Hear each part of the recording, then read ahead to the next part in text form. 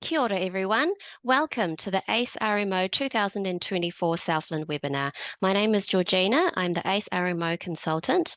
We're going to kick off with an opening karakia and then I'll give everyone a brief outline of today's webinar.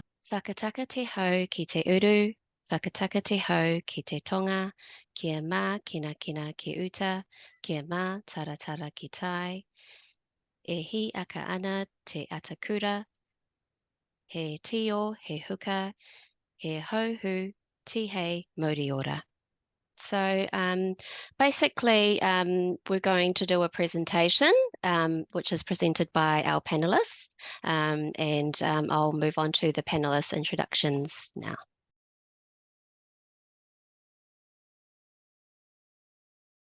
Thank you. Kerry, did you want to start? Yes, my name's Kerry Lamb and I am the team leader for the RMO unit in Southland. Hi, my name is Heather Wicks and I'm an RMO advisor here. Been here just over 6 years. I deal mainly with the registrars and look after all the rosters and the doctors within the various departments. And Hi, I'm Anthony Buttle. I'm the ED Clinical Director. I'm also a pre-vocational supervisor and I'm in charge of the Southland teaching program. So I don't work in the RMO unit, but I liaise with them closely. Kia ora, my name's Meg. I'm one of the PGY2 house officers here at the moment. my name is Anel Swartz and I'm the RMO unit coordinator here, recruitment coordinator. And kia ora, I'm Catherine Ford. Apologies, I'm coming from my car. I've been caught between my two workplaces by a busy day. And I'm the Director of Training for Southland. So I look after both the Southland as well as Otago house officers, so all of Southern. You're all welcome to pop your questions down in the Q&A button below, Q&A chat box below. You can do this throughout the webinar while people do the presentation. You don't have to wait until the end of the webinar, but they will all be answered during the end of the webinar.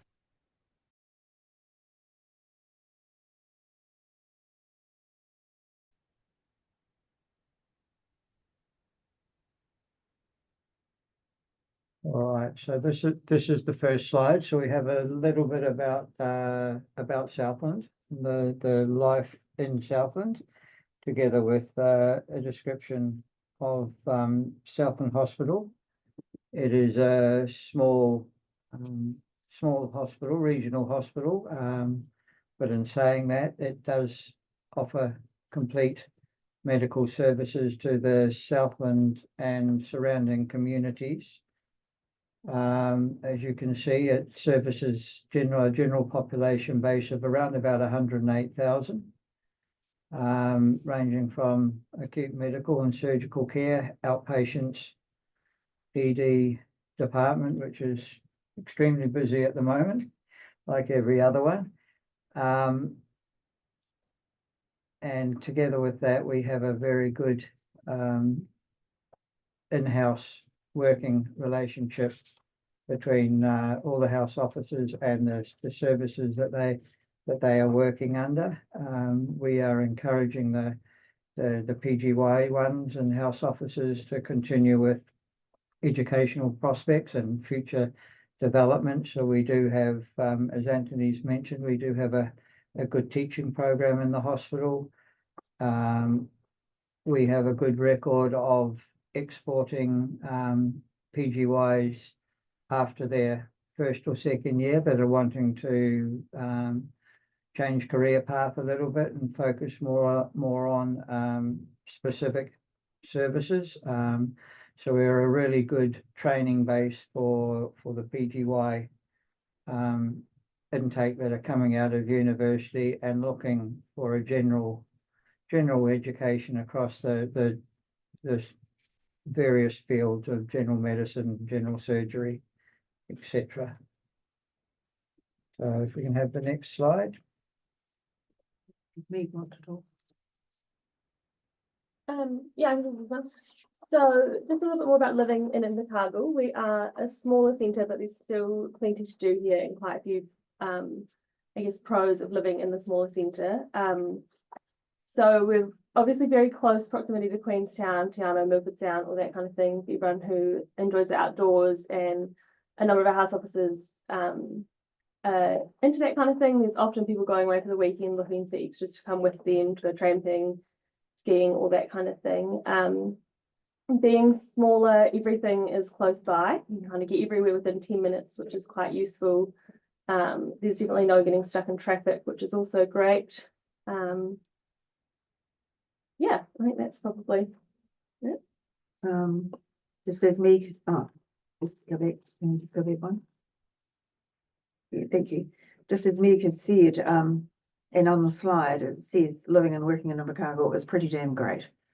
We have doctors here from all over the country, and they praise the lifestyle here. It is quite relaxed. We are very proud of our cafe culture, and we are spoilt for choice really with our restaurants and cafes, many to choose from. We're close in proximity to the beach, 5 to 10 minutes, and also in terms of travelling out of the city to various areas like Wanaka, Te Anau, Queenstown, the Catlins, Stewart Island. It's an endless list really. We are very proud of our facilities here in Invercargill as well, and that we have Southland Stadium, which most of you will have heard about, and also we have the cycling track. What's it called? Velodrome. Yeah, of course, and many other top line facilities. Did someone want to tell people about the wonderful house that's available to Southland employees? Oh yeah, so In there's Queenstown? I think there's 3 houses, one in Queenstown, one in Te Anau, and I can't remember the third one is. Arrowtown. Arrowtown, yeah, that are available for Southland employees to sort of lease for the weekend or something. They're very reasonable price. I think it's like $65 a night or something. And they sleep up to like 10 people. So there's great options for accommodation if you are going away for the weekend, or if your family want to come visit and you want to go a bit further afield. It's a real bonus. And being the small friendly community down here, last time I tried to book one and it was booked out, the nurse sitting beside me just gave me the keys to her place in Te Anau. So the hospital accommodation's booked out. It's everyone tends to know each other down here and knows somewhere where you can stay.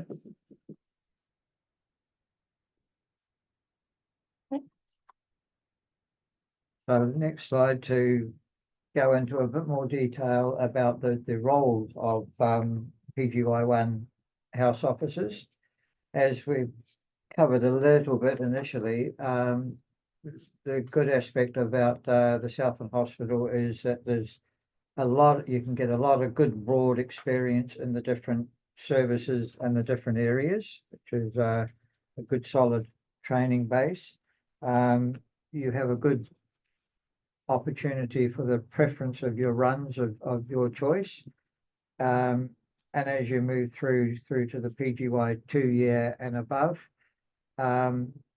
you'll see that there's extended opportunities with regard to work in other services which you may develop a further interest in. So for the first year, your PGY year 1 run for the 12 months, you'll generally cover the service in areas of general medicine, general surgery, together with orthopedic house officer.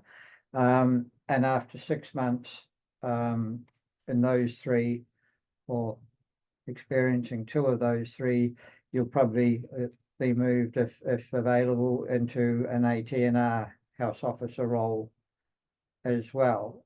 Also, after that, after the first 6 months, you will be eligible to do nights. So your experience will increase, so that after 6 months of working as a PGY1 house officer, you'll be rostered on to occasional night duties. For the second year and subsequent years as SHO, etc., we have the above 4 runs together we add additional runs such as O&G house officer, PEDS house officer, ED house officer, and all those runs you're generally put within that service for 6 months rather than the traditional 3 months, which is the usual run training period for the house officers in PGY year or PGY 1 year. We also have psychiatry, ED trauma role, and community-based attachments, which basically involves the RMO going out to one of our community-based services. That might be at the smaller hospital such as Gore Hospital. We also have a hospice in Southland, which is based on the hospital grounds here, and currently a third one is the Gore Medical Centre. So there's those three community-based attachments, which give you the opportunity to go out and work within a small community contact area. And we also at that stage, after 12 months, you can act as a house officer reliever, which basically is just meaning that you are moving around the roster depending on vacancies during the day because of illness, leave, and certain situations like that, relieving in all of the areas within the house officer roster, particularly general medicine, so general surgery, orthopedics, and AT&R. So prior to commencing, we will send the successful applicants out an application form, which will request them to fill out their basically requested runs. And from that, we will allocate those into the runs of preference wherever possible, so that if you have an interest at this stage of general surgery, you can nominate general surgery as your preferred area for one or two of the 4 runs that we will be asking you to nominate for the PGY 1 year.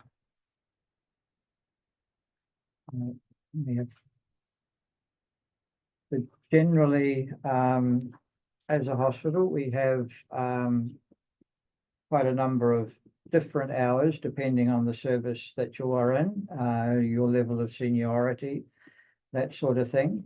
For the PGY 1 doctors, as I mentioned earlier, for the first 6 months you won't be rostered onto nights, but for the second 6 months you will start to get some experience covering the night shift.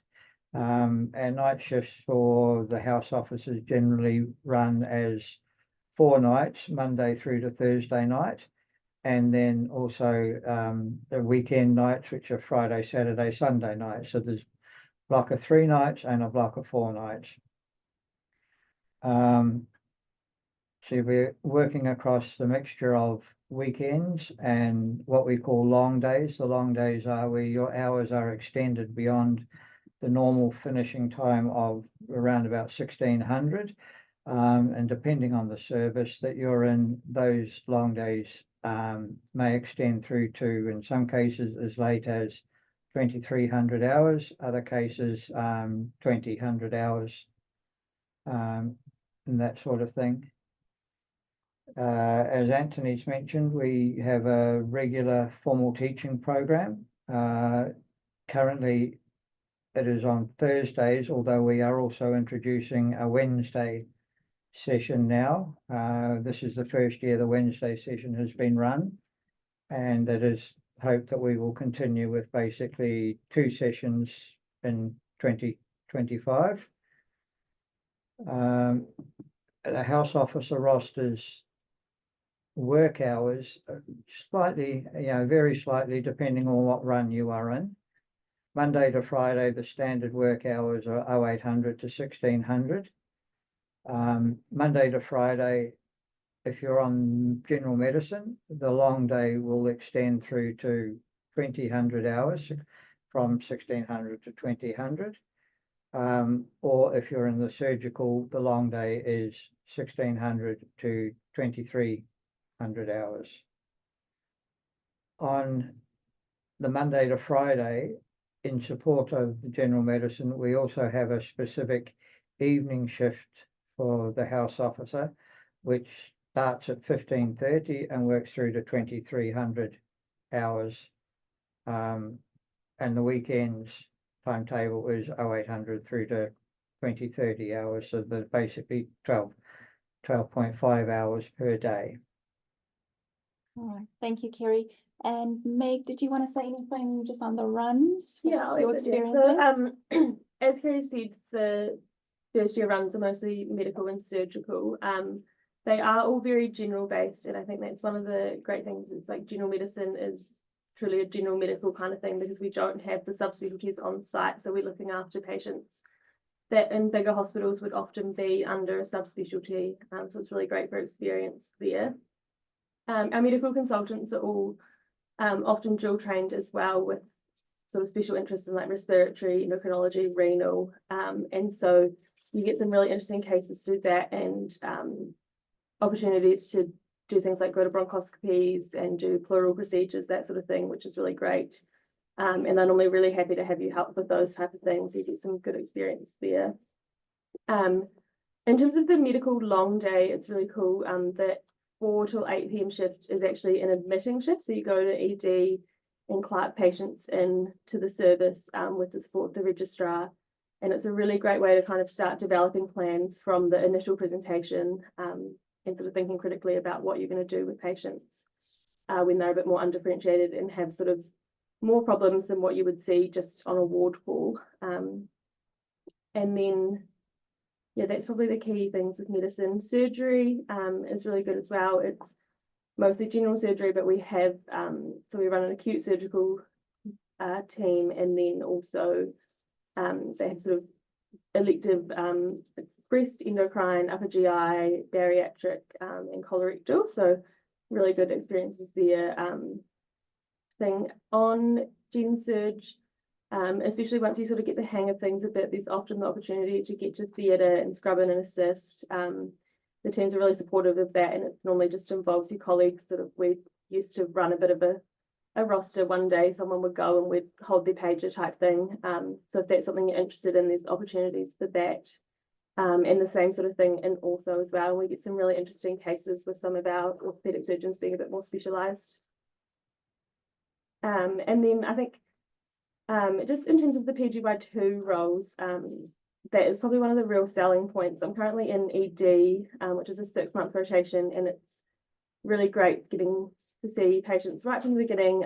It's very well supported by the consultants and registrars, and you're really supported to do a lot of things.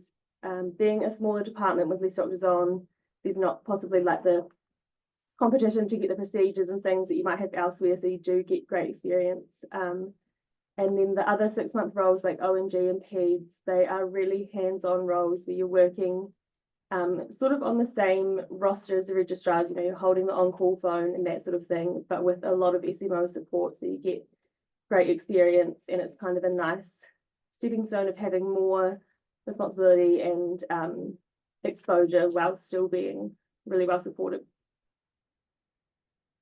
Thank you. Okay, thanks, Regina. We can go to the next one. Right, so career options, as we've touched on throughout the presentation, there's a lot of opportunity that's available through coming to work in Southland Hospital, mainly because it is a smaller hospital. It gives you a wider range of cases and experiences to get involved with. Training for the first 12 months is largely the house officer teaching program, which is we've touched on is 2 days per week. As you move through into a more senior level PGY2, we do offer increased opportunities for training programs and enrollments into other areas. These can be where you may have a further interest in, such as ONG pediatrics or pediatrics. We have a number of house officers at the PGY2 level that enroll in Otago University's Diploma of pediatrics or the O&G diploma through Otago University as well.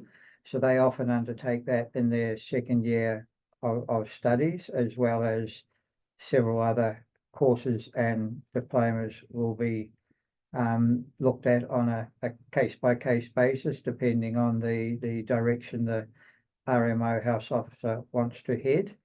I think Megan might like to say a word on this one. So in addition to those things Kerry said, essentially the specialties on the bottom left there are all accredited for training time should you wish to join the college. So you can get exposure in them as a house surgeon, get to know some of the bosses because it's a small centre, and then quite often people step up into a registrar position. So we have numerous people do ED as PGY2, step into a registrar position, and we're accredited for 12-month training. And I believe all of those specialties are about 12 months of training as well. So some of them are actually longer. If you choose to stay for 12 months, then do your part 1 exams, you can actually stay longer. So some people move to Southland with the intention of being here for a year, but find something they enjoy doing and find they like the lifestyle, and you can actually end up doing training in a specific college and be down here for 2 to 3 years. Next slide.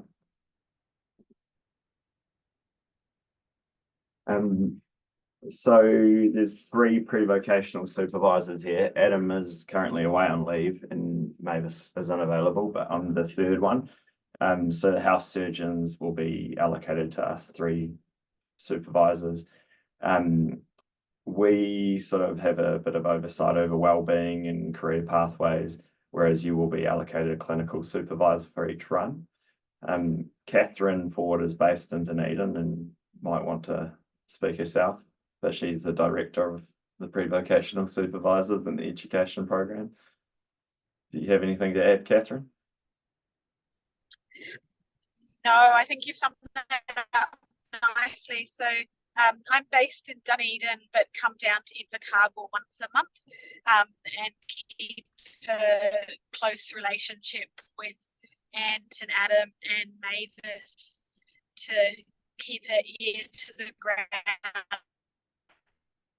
in terms of what's happening, and I'm always there for that next level of support as needed. And they do most of it, but we've got lots of different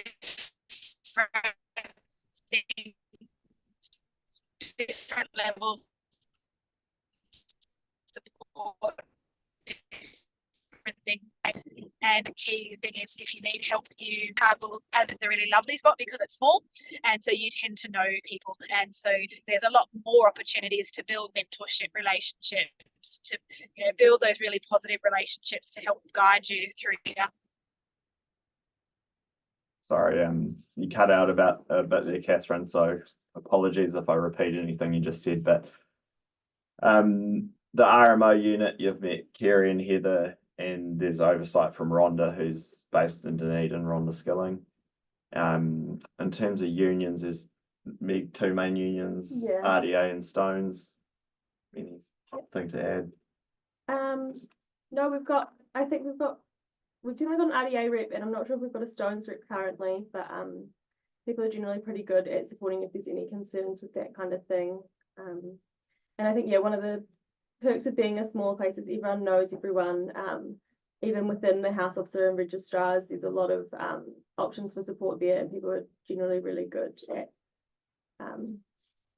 helping out if needed and that kind of thing. One of the things Meg touched on before was sort of giving RMOs responsibility and getting them engaged with sort of higher acuity patients, but also there's really good SMO supervision for a small hospital, and because of that sort of working together on a day-to-day basis, you form good relationships, and it's not uncommon to sort of the SHOs to chat with the SMOs and get career advice or wellbeing advice. And because it's a small place, like Meg said, everyone gets to know each other, and so there's sort of social activities between the SHOs and the registrars, and a lot of sort of mingling between specialties, really. Yes. Yeah, and then down the bottom there is some sort of professional support should we find any trainees who are struggling during their rotations or struggling socially with the move, or potentially being isolated, moving somewhere new. Away from home. Away from home. Next slide. So as we've said earlier and throughout the program, there's a little bit of additional information. We have already sort of covered a little bit about the community-based attachment, so that will take place in your PGY2 year. Get you out into the community services for a little bit of rural-based training. We do have a number of PGY2s who, after their CBA run, actually have developed a base in an interest in GP training and head away down a different avenue towards training as a GP rather than as a medical officer in a hospital or something like that. Ant has already mentioned about the holiday homes that are available to the RMO medical staff in Queenstown, Arrowtown and Te Anau. So those are, if those of you not familiar with the region, Queenstown would be the tourist hub of the South Island. It is basically 2 to 2.5 hour drive from Invercargill through to Queenstown. Arrowtown is a further 20 minutes away, and Te Anau, off in a slightly different direction, is about a 3 hour drive from Invercargill. Which has Milford Sound up the road as well.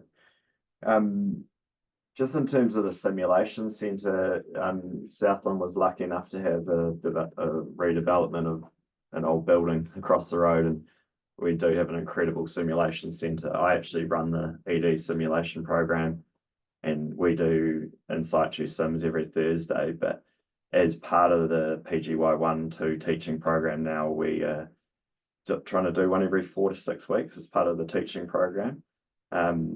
And there is also various things, core and APLS simulations held periodically over there as well. So there's a gentleman, Paul Winder, who is a CNS sim specialist who runs those for us. Anything else? I think probably just reiterating on the sort of small nature of the team, and everyone is really friendly within the RMOs. We do a lot of social things, and you know, if tramping and stuff isn't for you, there's other options. There's sports. There's, you know, we've had people do arts and crafts nights if that's what you want. There's normally people going out for a drink on a Thursday, and it's just a message to everyone saying, do you want to come along, which is really great. And I think, you know, as Kerry touched on, it's a lot of people are moving away and possibly somewhere where they don't know many people, but we're sort of all in that boat and all kind of making the effort to support each other through it, and it works out really well. It's really great, really. Yeah, so just what to expand a little bit on what Meg has just said there, the restaurant and bar and cafe life in Invercargill is quite good. There are some nice little bars and cafes that are opening up and developing all the time in Invercargill, so it's a nice little town centre to get outside in. Invercargill itself is just in the process of opening up a new mall in the town centre, and so there's new shops coming into that all the time. There are several restaurants and coffee houses in there, so that's quite nice for Invercargill. And of course, there's just a good area and plenty of things to do if you come down here. For the hospital itself, we have our own staff parking, which is free, unlike a number of other hospitals where you have to pay for staff parking. We have quite a large space out to the back of the hospital, which is available for staff parking, so that's a benefit to those that are coming down driving. A number of our RMOs and SMOs all cycle to work. There's a lot of cycling trails in and around Invercargill, so that's a popular pastime down here as well. Let's go to the next one. So making an application.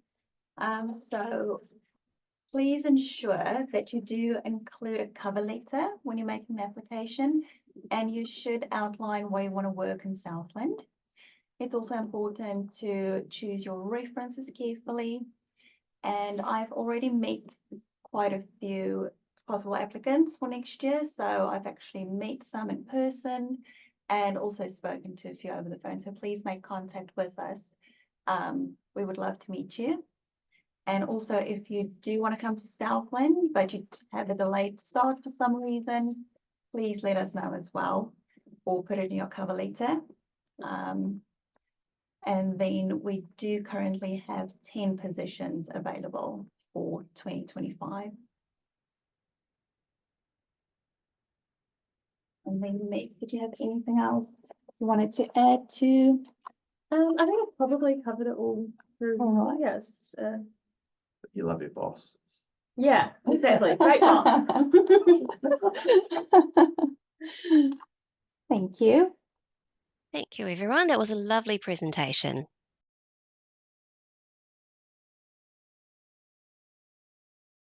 I've received a couple of questions. So what is the interview process like?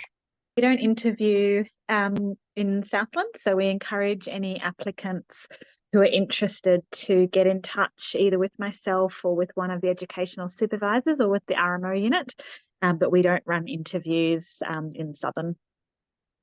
Cool, thank you. Do you allow late starters? So yes, as Anel said, if you know that you're going to be a late starter, make sure that's marked in your ACE application and in your cover letter with an indication of when that might be. And we will consider applications from late starters. And we'll, we assess them along with their merits of all the other applicants. But yeah, we are very open to that. Sounds good. What are the top key things that you look for in an applicant during the ranking process? So the key things we're looking for, we want people who want to be in Southland. So we want people who want to come to Invercargill. So it's really important, and Anel made that comment, it's really important to make sure your cover letter is addressed to the right hospital. I say that half jokingly, but every year we get applicants with applications addressed to other hospitals, and that's not going to help ranking. So that's, key thing is we want people to want to come. That doesn't necessarily mean need to know anything about Invercargill or Southland, but we're looking for people who are keen to come.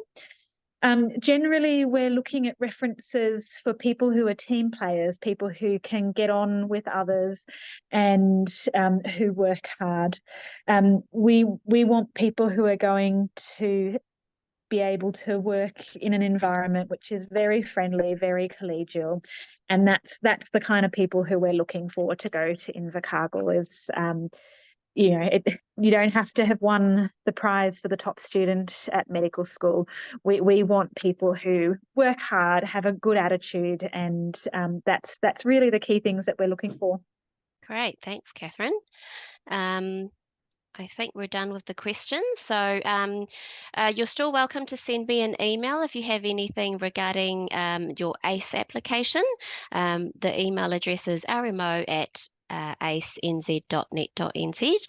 And of course, if you have any questions regarding working at Southland, then you're welcome to contact the RMO unit. So I'll close off with the closing karakia. Kia hora te marino, kia whakapapa pounamu te moana.